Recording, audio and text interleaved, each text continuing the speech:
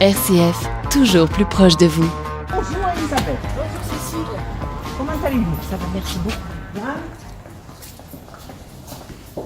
Alors on va écouter ce qui se passe.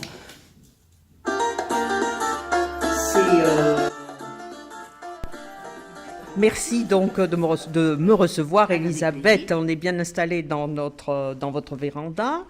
J'ai pris mon instrument pour vous enregistrer. Donc il va s'agir là maintenant de parler un peu de la façon dont vous êtes auditrice. Peut-être pour commencer, est-ce que vous pourriez vous présenter? Alors je suis Elisabeth, j'habite Montélimar depuis de nombreuses années déjà, puisque je me suis mariée à Montélimar. Et je suis veuve, mais maman de 3 enfants.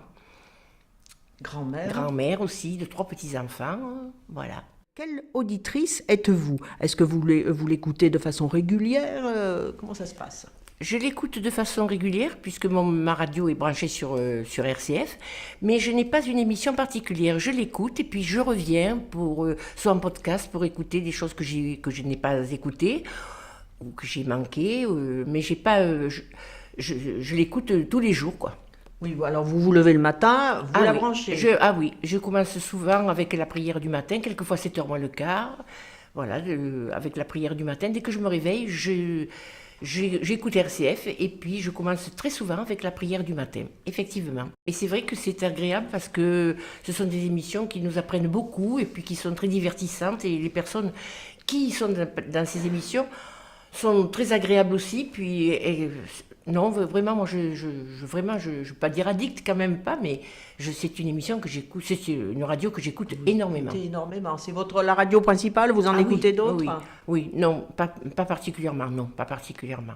Alors quand même, dites-nous un peu des émissions, parce que vous disiez tout à l'heure que vous aviez une application sur votre téléphone portable pour connaître le nom des émissions, mais vous en avez bien qui vous Il y en a beaucoup. Il y a les émissions le Baba du christianisme, il y a... Oh là là, maintenant, là, je perds un petit peu. Il y a le Thierry Lioni, Thierry Lioni, c'est très intéressant. On a l'impression de voyager. Lorsqu'il parle, on a l'impression de se trouver dans le pays dont il parle. Et puis, si j'ai pas mon programme, je tape sur mon programme. Bien, il y a, Halte spirituelle, l'échappée belle en musique. L'échappée belle en musique, moi, j'aime beaucoup en début d'après-midi. Oui. C'est très agréable. L'Halte spirituelle, le Baba du christianisme aussi, c'est vrai. Oui, vous l'avez dit, c'est une bonne... Oui, la suite de l'histoire, Véronique Alzieux. Il y en a plein d'histoires. À contre-courant aussi, la prière du soir, ça aussi. Puis Visage avec Thierry Lioni, ça, c'est vrai que c'est une émission qui est fort intéressante. Oui. Alors, justement, par rapport, vous venez de citer, vous aimez beaucoup, etc. Mais est-ce qu'on peut avoir des qualificatifs? Comment vous caractériseriez quel qualificatif vous donneriez à ces émissions, à la voix des personnes? Alors moi, la voix des personnes, toutes les voix des personnes sur RCF particulièrement me plaisent beaucoup, parce qu'en même temps, ce sont des voix qui sourient quand elles parlent. On perçoit le sourire dans leur voix. Enfin, moi, c'est ce que je ressens. Oui. Et je trouve que c'est très agréable de percevoir le sourire. Et j'aime beaucoup ce slogan, la joie se partage. Une conclusion, Elisabeth. Dites-nous une conclusion quand même, si vous aviez un peu à redéfinir la radio, à donner ce qui vous a le plus... vous me disiez, tout le monde peut écouter.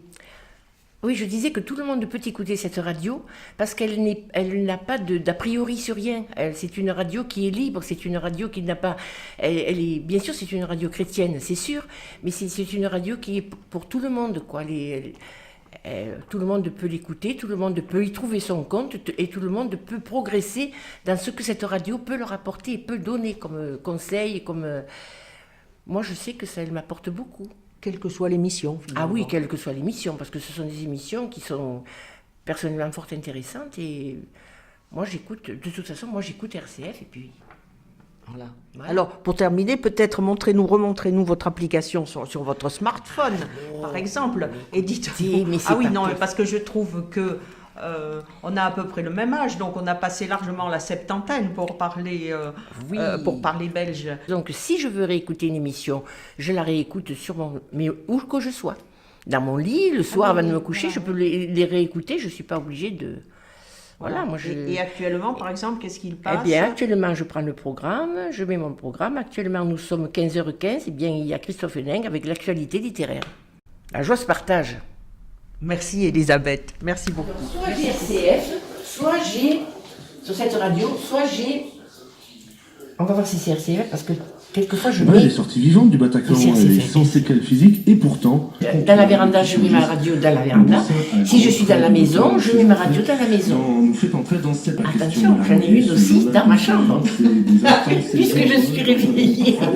Dès que le matin je me réveille, j'éclaire ma radio pour écouter les nouvelles et je suis sur RCF. La joie se partage. RCF.